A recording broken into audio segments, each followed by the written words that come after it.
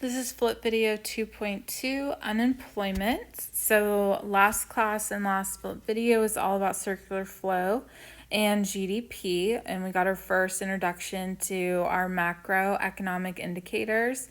So unemployment is our second economic indicator that we pay attention to when we are attempting to grade our economy and other economies. So, who exactly is unemployed? It's not just everyone that doesn't have a job.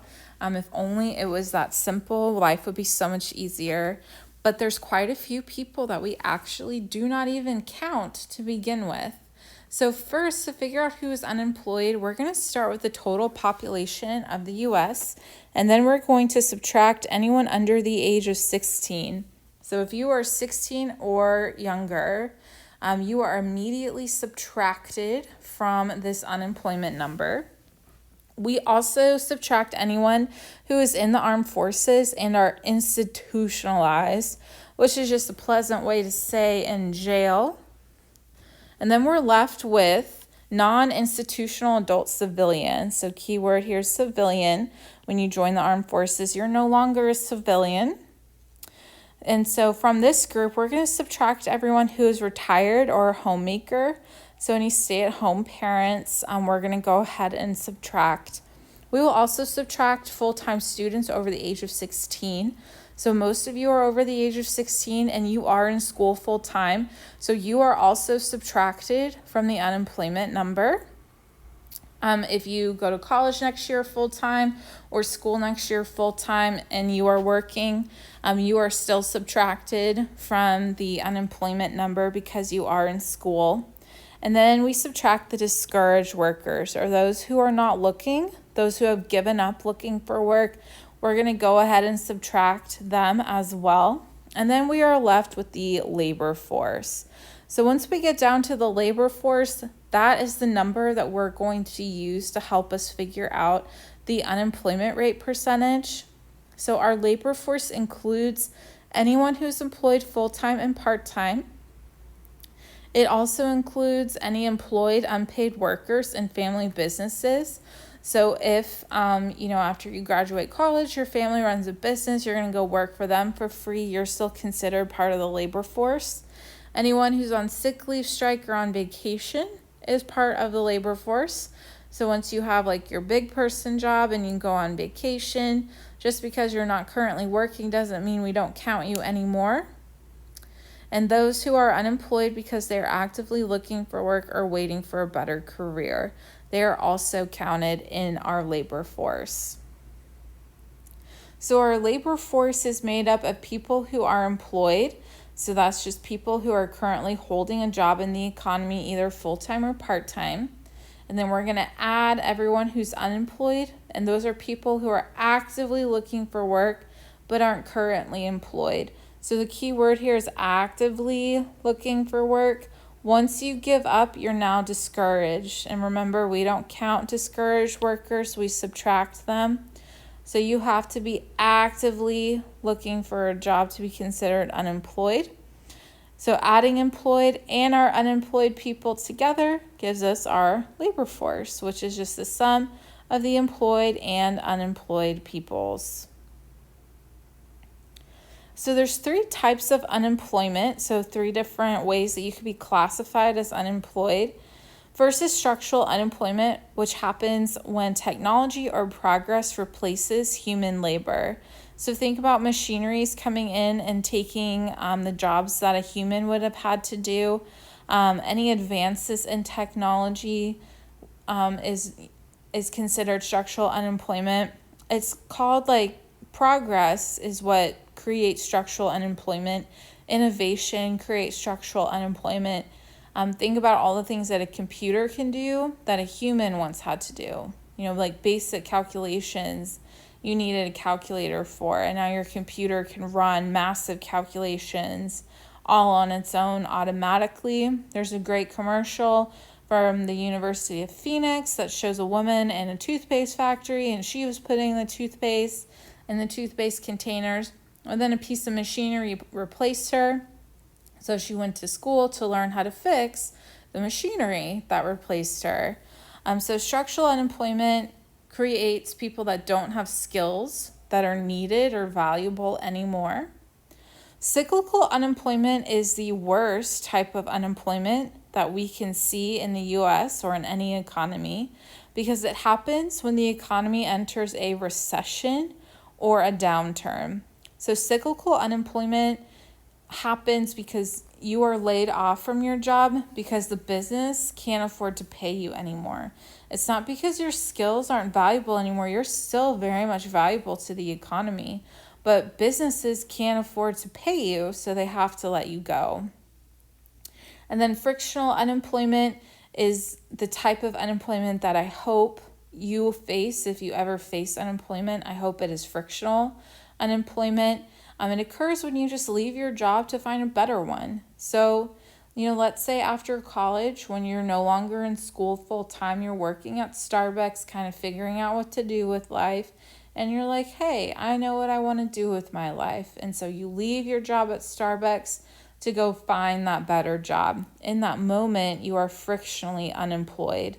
Another way to think about frictional unemployment is friction happened at that current place of work.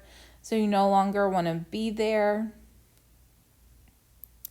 So what exactly does our unemployment rate tell us? Well, our goal unemployment rate is 4 to 6%. So it sounds odd when we say we want to have people who are unemployed, but that means there's room for growth in our economy. 4 to 6% unemployment is what we strive for. This is acceptable. This is technically considered fully employed because it shows room for growth. It shows that we have places for people to pick up a job, and it shows that we have people who are willing to work. So we do strive to have 4 to 6% unemployed, so we want some unemployment in our economy. If we dip below 4%, that means we are overemployed. We are overexpanding. We probably have some unchecked growth happening here. There's too many people working with under 4% unemployed. So it sounds very odd, but if we get under 4%, we kind of need to see some people become unemployed because it's just too low. We can't sustain this under 4%. It's just not possible. As many of you know, we grow so much and we must come back down. And then anything over 6% unemployed, that is way too high of an unemployment number. This is underemployed. It's probably a sign of a recession, or we are already in a recession. To be quite honest, if we're over 6%, we don't want to see anything over 6%. The current U.S. unemployment rate is 10.2%. So we're kind of sitting over here in this over 6% unemployment rate here. We were right here back in January of 2020, we were 3.2%. So we actually 3.2 is over here. So we were working a little bit too hard back in January. And now here we are, we're sitting at 10 something percent. So not good. So natural versus actual unemployment.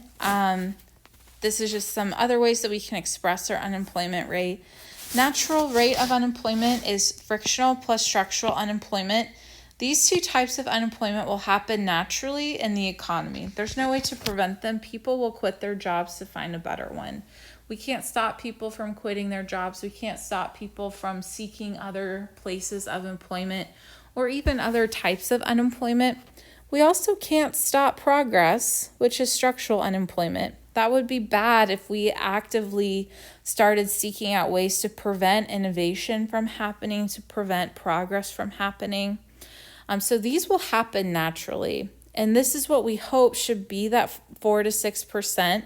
We hope that that should only be frictional and structural unemployment. The actual rate of unemployment adds cyclical unemployment to the list here. So cyclical unemployment is considered a sign of a recession. And this happens because people who are cyclically unemployed are unemployed because the economy is working against them. So again, you still have skills that are very valuable and you don't want to leave your job, but you are being forced to leave. You're being laid off because of the recession. And this happens when our unemployment rate is over 6%. We start to see cyclical unemployment really increase when we hit 6%. So there's some problems with just relying on the unemployment rate to give us a grade for the U.S. economy. It is a good indicator and it's definitely a number we want to pay attention to, but it's not perfect. So first, all of the people that we do not count in our unemployment rate number, that's a lot of people, especially the discouraged workers. Remember, those are the people that just give up looking for a job. So they're still able to work. They're just not willing to work anymore. So it's kind of understating how many people don't have a job.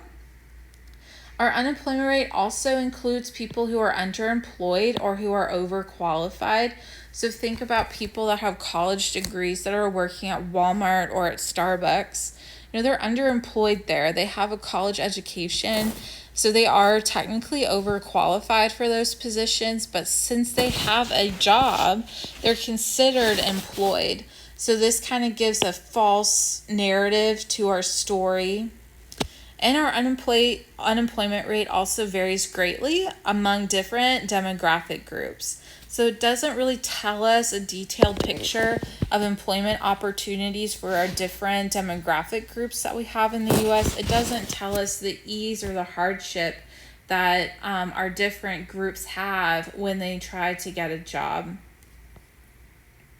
And these are the unemployment equations that you should find from modules 12 and 13. The first one is our labor force participation rate, and this gives us how much of our labor force is actually participating in the population. So that would be our labor force over our population age 16 and over. The unemployment rate is unemployed over our labor force times 100. The labor force, again, is employed plus unemployed.